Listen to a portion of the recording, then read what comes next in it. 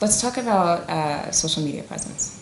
Okay. We can make this as quick as you want to. Sure. So, you know, you're talking about transparency. By the way, I think I'm going to start using that term, translucent. Yeah. It's awesome because I pride myself on being transparent, but boundaries are very important. Yes, so they are. So how does that translate into social media? Because I feel like in one way or another, my team included, we're like, Christon, go Christon. But where do you find your comfort in that space, or where do you draw the line? Or it's a dance, because social media, as well as just media period, is just thriving on invasion of privacy. Mm-hmm. It's like, how much are you willing to show? And even reality shows, people know a lot of that stuff isn't real.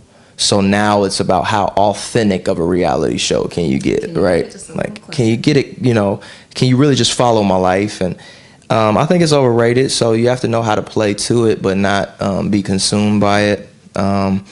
I'm not really a big social media person, and I think that it's okay sometimes to slow the game down. Yeah. Like, you don't have to, just because everybody's looking for, consistent content, repetition, you got to post 20 times a day. Like, it's okay to put quality over quantity. Mm-hmm. And if you only post on Instagram, twice a month, make sure they're the best, most meaningful posts in the world. Be waiting for something golden. Yeah, I mean, don't be lazy, but at the same time, it puts a little bit more of a challenge on us to develop good content. That's good. At the same time, it allows people to respect, this brand or this person to a degree is untouchable for a good reason. Right. So, and the reason why I ask you is I think, something that I see all the time is just like, there's like because you're married, right? I am. Okay, so let's talk about that, because you have one, and that stayed with me. I was like, oh, he can go everywhere with this. Yep.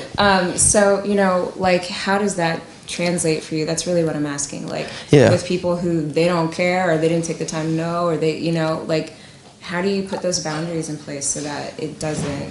Well, I mean, I can't even go down the list of people I have on the accountability team that are watching my every move like a hawk. So that's the first thing, because it requires me to have to be realistic with them, so you don't just find yourself hiding behind shadows and doing what you want to do. Mm-hmm.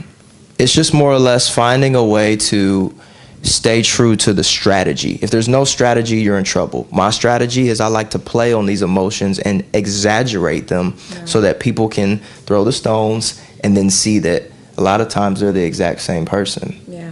And then I'll gracefully bow out. So, here you go.